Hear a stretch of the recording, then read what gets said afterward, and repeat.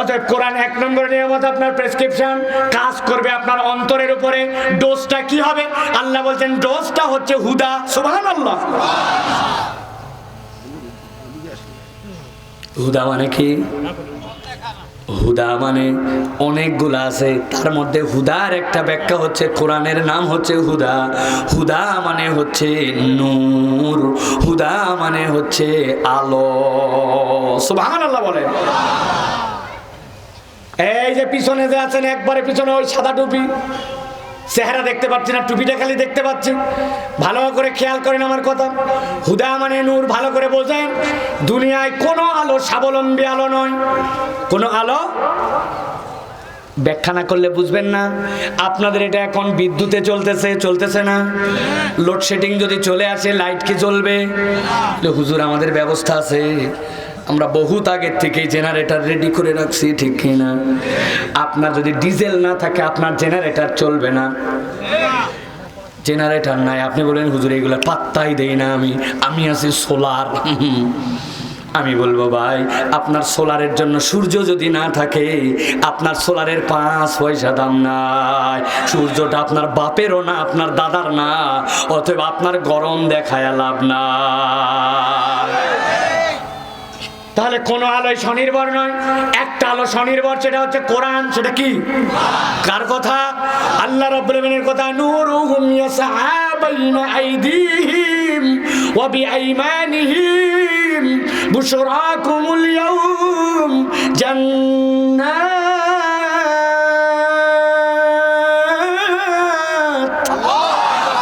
আল্লাহ বলছেন এই কোরআন দুনিয়াতে তোমার জন্য আলো, কবরে তোমার জন্য আলো, পরকালে তোমার জন্য আলো, জান্নাতে নামানোর আগ পর্যন্ত তোমার জন্য আলো। অতএব কোরআন প্রেসক্রিপশন কাজ করবে অন্তরে, আলো হবে এই কোরআন দিয়ে তার ঔষধ। আর আল্লাহ বলছেন পদ্ধতিটা কি হবে? আল্লাহ বলছেন ওয়া রাহমাতুল লিল মুমিনিন, ইমানদারদের জন্য রহমত। আমি একটা উদাহরণ দেব, মাথার মধ্যে ঢুকায় নেন, জীবনে কোনোদিন ভুলবেন না। কোরআনটা হচ্ছে রহমত কেমন করে মুমিনদের জন্য। আপনি রওনা করেছেন, এখান থেকে ঢাকা যাবেন, যাওয়ার জন্য আপনি বাসের মধ্যে উঠছেন, উঠার পরে বাস চলতে শুরু করেছে, গভীর মনোযোগ দেন। বাস চলতেছে, কুয়াশাচ্ছন্ন আবহাওয়া, শীতকালীন আবহাওয়া, ওয়েদার খারাপ। বাসের ড্রাইভার দেখে শুনেই চালায়, তারপরেও ভালো করে দেখা যায় না। খানিকক্ষণ পর সামনে দিকে গেছে, যাওয়ার পরে দেখে 3 কোণা এরকম সাইনবোর্ড, ওর মধ্যে আলো পড়ার সাথে সাথে জ্বলে ওঠে, ওর মধ্যে আলো নাই পড়ার সাথে সাথে জ্বলে ওঠে। তীর চিহ্ন দেওয়া আছে 3টা এরকম করে। ড্রাইভার দেখার সাথে সাথে বুঝে ফেলছে আমার গাড়ি আর সোজা নিয়ে যাওয়া যাবে না, সামনে থেকে রাস্তা বামের দিকে বাঁক নিছে, অতএব আমার গাড়িটা সামনে থেকে বামের দিকে নেওয়া লাগবে। ড্রাইভার আস্তে করে স্টিয়ারিং ঘুরায় বামে যায়, খানিকক্ষণ পরে যাওয়ার পরে আস্তে করে আবার বামের থেকে দাঁড়ের দিকে তীর চিহ্ন দেওয়া আছে, দেখছেন নাকি আপনারা? কিছু দূর যাওয়ার পরে ত্রিভুজের মধ্যে এরকম উঁচু দেওয়া আছে, মানে বুঝাই যে সামনে যাওয়ার পরে স্পিড ব্রেকার আছে। ড্রাইভার সাহেব, গতি আপনার 100 আছে, এখনই কমান, নয়তো আপনার ওই গতি আপনার মরার কারণ হবে।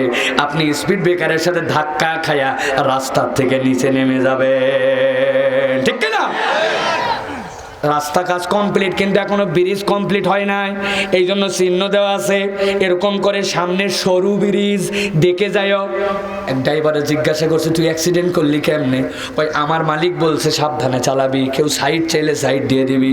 প্রথমে একটা সিএনজি সাইড দিয়েছি, এরপরে বাস, এরপরে ট্রাক, তারপরে একটা ব্রিজ যখন আমার কাছে সাইড চাইছে ব্রিজও সাইড দিছি।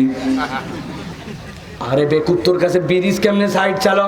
কয় চিহ্নতে দেওয়া ছিল। আরে বেকুব, চিহ্ন তো দেওয়া ছিল, ব্রিজটি কোন সাইডতে ভিতরে ঢোকা লাগবে, তুই ব্রিজ সাইড দিলি কেমনে? এখন ব্রিজকে যদি সাইড দেয় ওই গাড়ি কি রাস্তায় থাকবে? আবার ব্রিজ সাইড দেওয়া লাগবে কি লাগবে না এটা বোঝার মতো জ্ঞানও থাকা লাগবে, ঠিক কিনা? আমার আল্লাহ বলছেন হৃদয় খুলে বুঝে নাও, বুঝে নাও। আল্লাহ বলছেন ও দুনিয়ার মানুষ, এই কোরআন তোমার জন্য প্রেসক্রিপশন, অন্তরের ডাক্তারি ব্যবস্থাপনা আলো দিয়ে কোরআন করবে। আর এই কোরআনটা ইমানদারদের জন্য এমন এক গাইডলাইন, কোরআন থেকে বলবে এখন সাবধানে চলো, এইটা দেখো, এইটা দেখো না, এইটা শোনো, এইটা শোনো না, এইভাবে এই জায়গায় যাও, এই জায়গায় যেও না। কোরআন আপনাকে মরা পর্যন্ত ডান বাম করে গাইডলাইন দিবে। দিতে দিতে কোরআন আপনাকে সাথে নিয়ে জান্নাতে যাওয়ার আগ পর্যন্ত আপনার থেকে বিচ্ছিন্ন হবে না। সুবহানাল্লাহ। তাহলে এই কোরআন যে শুনতে আসছেন, লাভ আছে না নাই? কম না বেশি? বুঝে না বুঝে? এটা হচ্ছে কোরআন আপনার জন্য মোটিভেশন। অতএব কেউ যদি কোরআনের কাছে আসে, রব্বুল আলামিন তার জন্য মুক্তির রাস্তা বের করে দিবেন। বিশ্বাস হয়? বিশ্বাস হয়? আমাদের যুবকরা তো এখন বিভিন্ন জায়গায় মোটিভেশন খোঁজে। যখনই আর কোনো রকম অন্তর কুলায় না, তখন নায়কের কাছে যায়, নায়িকার কাছে যায়, সিনেমার থেকে মোটিভেশন নেয়, সিনেমার থেকে নানান কিছু খোঁজার চেষ্টা করে। আছে না ভাই এরকম? সিনেমার নায়ক নাকি আমাদের ছেলেদের আদর্শ। আরে বেকুব, তুমি ওর পার্সোনাল লাইফের খবরটা একটু নিয়ে দেখো। সিনেমায় সেই বেটা তোমারে এত ভালোবাসার পাঠ শিক্ষা দিল, এত তোমার জন্য সে ভালোবাসার মডেল হিসেবে দেখালো, বাস্তব জীবনে খুঁজে দেখো 2টা 3টা বউ, তারপরেও সংসার টিকে না। আছে কিনা ভাই? আছে কিনা? টিভির মধ্যে সাক্ষাৎকার দেওয়ার জন্য ঈদের মধ্যে আসছে নায়ক নায়িকা 2 জন। বাপরে, 2 জনার ভাব আর ভালোবাসা। উপস্থাপকের কাছে বলতেছে, my wife is a best wife, তার কোনো তুলনাই হতে পারে না, she is a beautiful girl. পাম শুনে বউ বলতেছে, ওয়াও, আমার হাজবেন্ড তার মতো মানুষই হয় না। রান্না বাড়া সব কিছুতে সে আমাকে কোঅপারেট করে, সব কিছুতে হেল্প করে। এখন ওই জায়গায় দেওয়া আছে, আপনারা যারা সরাসরি নায়ক নায়িকার সাথে কথা বলতে চান, তারা হট নাম্বারে এইখানে আছে, কল করেন। হঠাৎ করে কিরিং কিরিং বাজে উঠছে।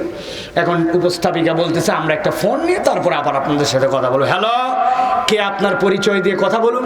ওই পরিচয় দিচ্ছে, আমি মুগ্ধা থেকে বলতেছি, আপনাদের নায়ক নায়িকা যেটা বসে আছে, ওর বাসার কাজের মেয়ে খাদিজা।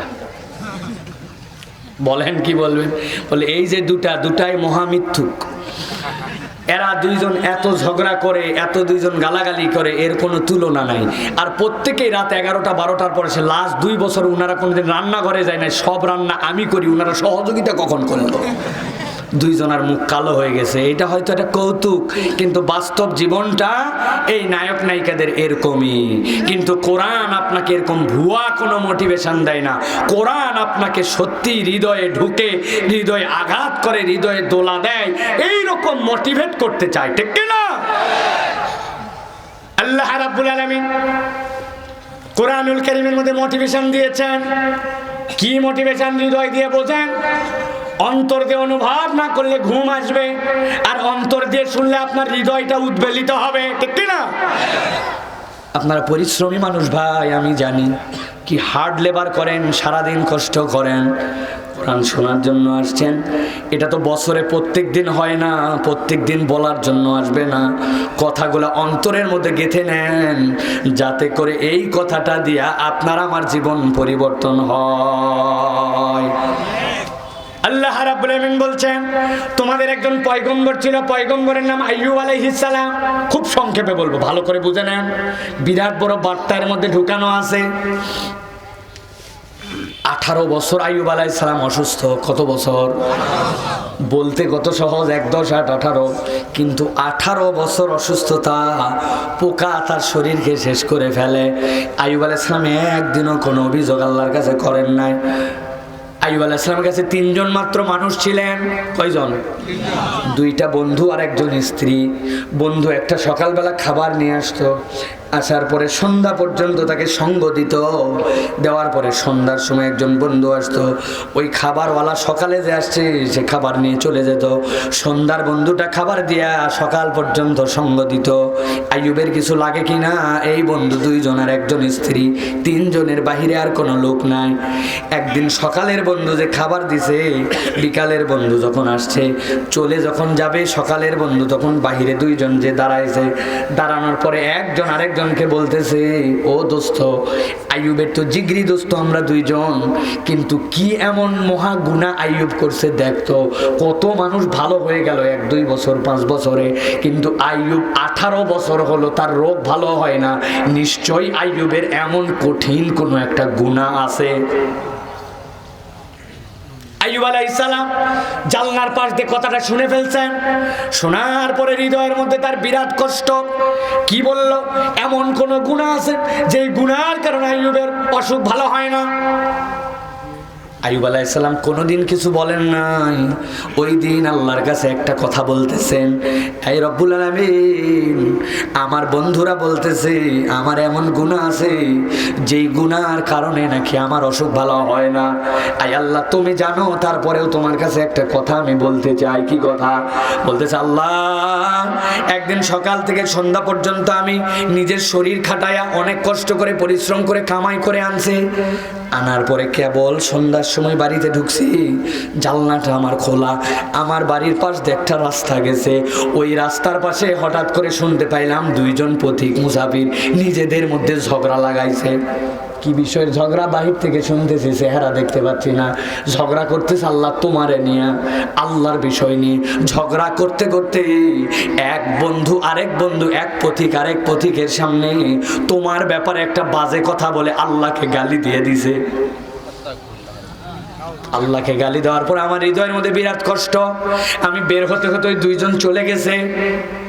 আল্লাহ, এরপরে মনে করলাম, আহারে, যেই দুই ভাইকে আমি চিনি না আমার আল্লাহকে ঝগড়া করতে করতে গালি দিয়ে দিয়েছে, নিশ্চয় আল্লাহর আদালতে ওই লোক তো আটকায়া যাবে।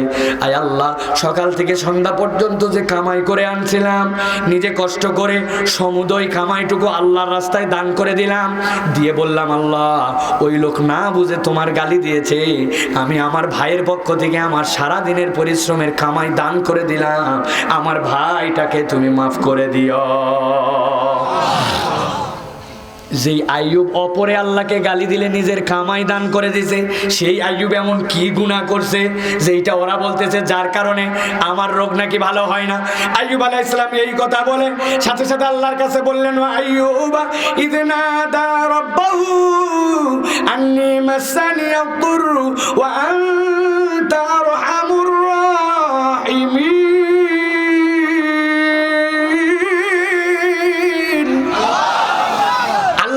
আইয়ুব আমার কাছে বললে একটা মজার কথা।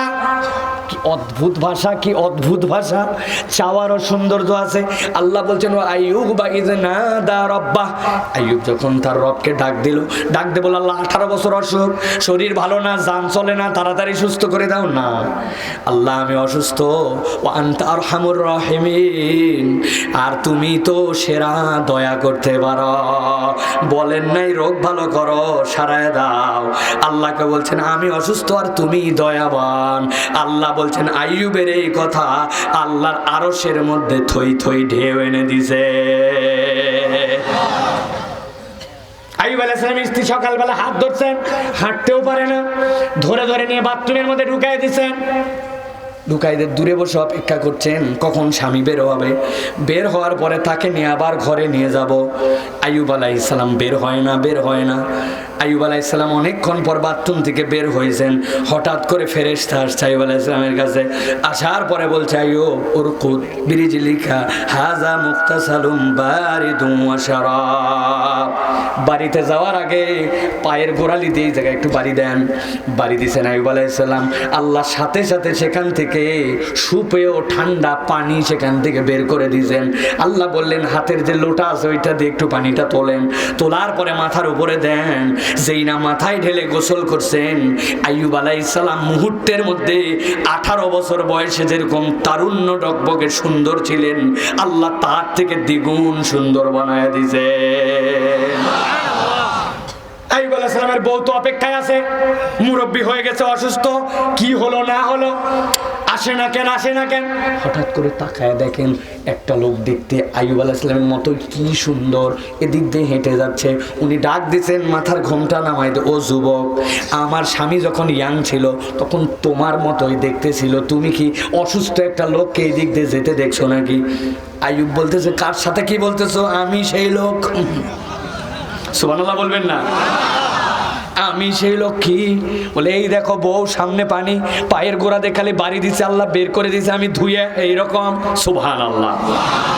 আল্লাহ রাব্বুল আলামিন বলছেন, ফাস্তাজাবনা লাহু ফাকাশাফনা মা বিহি মিন দুররিন ওয়া আতাইনাহু আহলাহু ওয়া মিসলাহুম মাআহুম রাহমাতাম عندنا وذكرى للعابدين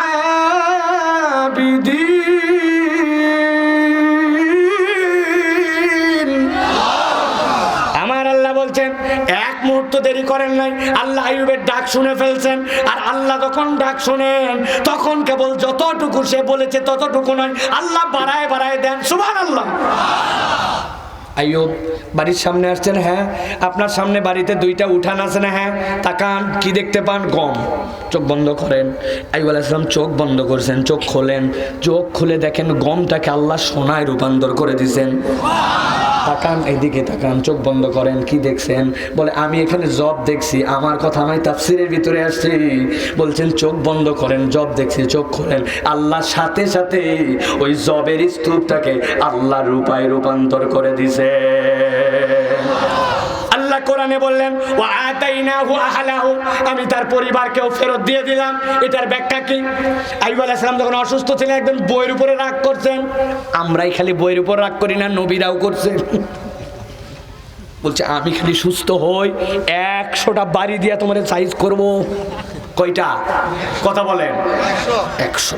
আইয়ুব আলাইহিস সালাম এখন চিন্তা করছেন, আগে তো তাও দুর্বল ছিলাম, এখন তো 18 বছর, শক্তিটা কি হয়েছে, এখন বউ ফেরত পেলাম আল্লাহ, কিন্তু 100 বাড়ি দিলে তো জায়গায় ব্রেক, ঠিক কিনা?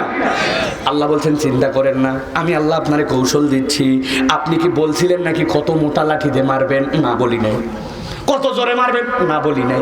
ওই 100টা ঝাঁটার কাঠি জড়ো করেন, 100টা ঝাঁটার কাঠি এক জায়গায় করে ঝাঁটার মতো করে পিঠে একটু ছোঁয়ায় দেন। 100টা মারাও হয়েছে, আবার আপনার কথাও রাখা হয়েছে, আপনার বইয়েরও কিছু হয় না। আমার আল্লাহ রাব্বুল বলছেন ওয়া আতাইনাহু আহলাহু ওয়া মিসলাহুম মা'হুম রাহমাতাম মিন ইনদিনা ওয়া যিকরা লিল আবিদিন। ও দুনিয়ার মানুষ, আইয়ুবের এই গল্প শুনে তোমার লাভ কি? আইয়ুবের হইছে শুনে লাভ কি? আল্লাহ বলছেন যিকরা লিল আবিদিন, আমি আল্লাহ আইয়ুবকে যেরকম মুক্ত করেছিলাম, তোমাদেরকে গল্প শোনানোর জন্য কোরআন কোনো মোটিভেশন দেয় না, বরং আইয়ুবের রব আল্লাহ এখনো হাইয়ুন কাইয়ুম। কোনো আবেদ বান্দা আল্লাহকে স্মরণ করে যদি এখনো ডাক দেয়, আল্লাহ আইয়ুবের ডাকে যেরকম সাড়া দিয়েছেন, এই ভোলার মুসলমানের ডাকেও আল্লাহ সাড়া দিবে, ঠিক কি না? অতএব প্রিয় ভাইরা, কোরআন হচ্ছে আপনার আমার জন্য সেই মোটিভেশন যেটার মধ্যে কোনো ভেজাল নাই। তাহলে এবার বলেন প্রিয় ভাইরা, আমরা যে কোরআন শুনতে আসলাম, লাভ আছে না নাই? আছে না নাই? কম না বেশি? বুঝে না না বুঝে? মোটামুটি একটা বুঝে, ঠিক কি না? আল্লাহ আমাদেরকে কবুল করে, বলেন আল্লাহুম্মা আমিন। প্রিয় ভাইরা, আপনারা অনেকেই মনে করছেন ওয়াজ বোধহয় শুরু হয়ে গেছে না ভাই? হ্যাঁ, ওয়াজ শুরু হয় না। অনেকে বলবেন হুজুর এখন আপনি করলেন কি এতক্ষণ? আমি এতক্ষণ একটু আল বানলাম। আল বান্দা বুঝেন? এই যে সামনে দিয়ে বাঁশ ঘেরাও দিছে, কি জন্য? যে মঞ্চের এই বরাবর যেন কেউ ঢুকতে না পারে, এটা একটা আল দেওয়া। আপনার জমির আল কেন দেন? যে আপনি পানি সেচ দিলে পানিটা যেন বের হয়ে না যায়, আপনার পানিটা আপনার মধ্যে থাকে। অপরের জমির ধান যেন আপনি কাটে নেন না, আপনারটাও যেন সে কেটে না নেয়, এই জন্য আল দেন, ঠিক কিনা? আমরা আমাদের বেশিরভাগ ওয়াজ এখন যেগুলো শুনতেছি, এগুলো আল ছাড়া কোনো আল নাই ওয়াজের। যাওয়ার পরে বলছে এটা বক্তা আসছিল, ফাটাই ফেলছে, জমায় দিচ্ছে। বউ বলছে কি ফাটালো আর কি জমালো, কয় তা বলতে পারবো না, কিন্তু সেই ওয়াজ, আরে কি ওয়াজ, এটা কি জিনিস? কোনো আগা নাই, গোড়া নাই, কোনো বার্তা নাই, বাড়িতে নিয়ে যাব কি আইটেম এটাও জানা নাই। এই জন্য আমি চিন্তা করছি আমার ওয়াজে যেখানে যাই সাধ্যের মধ্যে থাকলে একটু আইল দেই, দিয়ে অন্ততপক্ষে ওয়াজটা যেন ধরা যায়। এই জন্য আপনাদেরকে প্রথমে আইল দিলাম আজকে, যে কোরআন শুনতে আসছেন, যে কোরআন শুনতে যান, এটা কোনো ব্যর্থ জায়গা নয়, এটা সফল কামদের জায়গা, ঠিক কিনা? এই জায়গায় আসলে মানুষের সময় নষ্ট হয় না, এই সময়টুকু জান্নাতের উচ্চ মাকাম পাওয়ার জন্য ওয়াকফ হয়, ঠিক কিনা? অথবা আমাদের এই মাহফিলের দরকার আছে কিনা? আপনাদের কি মনে হয় যে এই অঞ্চলে কয়টাই লোক? এই অঞ্চলের সব লোক যদি আসে, কোনো সাধ্য আছে এই মাঠের মধ্যে জায়গা হবে? কিন্তু আল্লাহ সকলকে কবুল করে নাই, সৌভাগ্যবান কিছু মানুষকে আল্লাহ কবুল করেছেন, ঠিক কিনা? আল্লাহ আমাদেরকে কবুল করবেন, আল্লাহুম্মা আমিন। তাহলে মূল আলোচনা কি করব? ইনশাআল্লাহ। তবে তার আগে আপনাদের কাছে বলতে চাই যে আজকে যারা আছেন শেষ পর্যন্ত থাকবেন কারা কারা, একটু হাত তোলেন দেখি। টান করে তুলতে হবে, কোনো তাকবীর দিবেন না, থামেন। এই বসেন বসেন বসেন, আন্দাজি থামেন, হাত তোলেন, টান করে তুলেন, শক্ত করে 2 হাত তুলতে হবে। আচ্ছা, ভোলার দিকে কি সোজা হাত করা মানে এরকম? তো সোজা মানে তো আমার ঢাকায় এরকম, আপনাদের এরকমই, এটাই সোজা হাত নাকি? তো সোজা করেন, হাত সোজা করেন, বুকটা টান দেন, বুকটা টান দেন, বুকটা ফুটান একটু দেখি, ফুটছে? এই বাচ্চারা, কি সমস্যা তোমাদের? হাত তোলা, হাত বের করা, হাত সোজা করো, হাত সোজা করেন। করছে সবাই? সোজা করছেন? একটু নড়াচড়া দেন, নড়াচড়া দেন। আশপাশে মুরব্বী যারা তুলতে পারে না 2 হাত আস্তে করে ধরে তুলে দেন, ফট করে তুলে দিলে অবস্থা খারাপ হয়ে যায়। সোজা করেন তো বাবা, একটু হাতটা সোজা সোজা সোজা, হ্যাঁ সোজা করছেন আপনারা? এবার যারা যারা আল্লাহর নাম হিম্মত করে তাকবীর দিতে পারবেন তারা একটু গলাটা পরিষ্কার করেন। এতগুলা লোকের গলা পরিষ্কার শুনছেন আপনারা? আরে ভালো করে পরিষ্কার করেন। করছেন? হাতটা আবার বুক বরাবর নেন, এই বরাবর। রেডি করছেন সবাই? আমরা যখন লিল্লাহে তাকবীর বলবো তখন ভোলার এই মানুষ যারা আপনারা আছেন, কলিজা ছেঁড়া আল্লাহকে সন্তুষ্ট করার মতো গলা ভাঙলেই কি আর থাকলেই কি, আল্লাহর জন্য একটা হিম্মত করে তাকবীর দিতে হবে। পারবেন ইনশাআল্লাহ? যখন আল্লাহু আকবার বলবেন হাত দুটো তখন উপর দিকে ছুঁড়ে দিবেন, পারবেন না ইনশাআল্লাহ? পারবেন? ওই বাচ্চা কাচ্চারা হাসাহাসি করতেছে, ওরা চিন্তা করছে হুজুর বলছে উপর দিকে তুলতে, ওরা সামনে মারা যাবে। আমরা পিটি প্যারেড করার সময় খুব সামনে মারছি আগে, যেই না স্যাররা বলতে 1 নম্বর পিটির জন্য রেডি, সামনে কাছাকাছি থাকলে ঢাস করে মারি দিতাম আগে। তো এখানে এটা মারা যাবে না, ঠিক আছে না? উপর দিকে দিতে হবে। রেডি তো সবাই? মুরব্বীরা রেডি? যুবকরা রেডি? বাচ্চারা রেডি? দেখি এবার একটা তাকবীর দেন, লিল্লাহে তাকবীর, লিল্লাহে তাকবীর। আল কোরআনের আলো, আল কোরআনের আলো, আল হাদিসের আলো, তোমার নেতা আমার নেতা, তোমার নেতা আমার নেতা, লিল্লাহে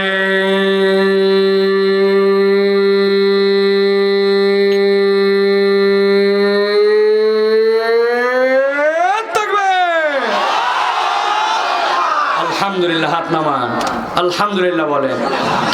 শয়তান আপাতত এদিকে নদী দিয়ে যে কদ্দুর গেছে জানি না, ঠিক কিনা?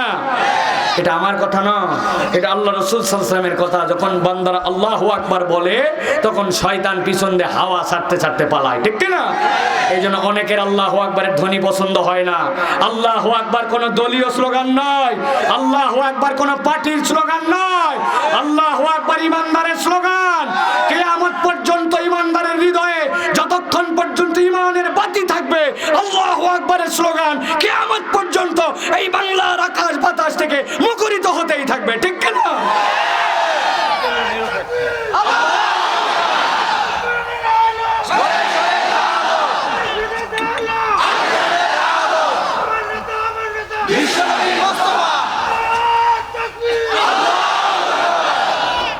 আলহামদুলিল্লাহ বলেন। আল্লাহ আমাদেরকে কবুল করে বলেন, আল্লাহুম্মা আমিন।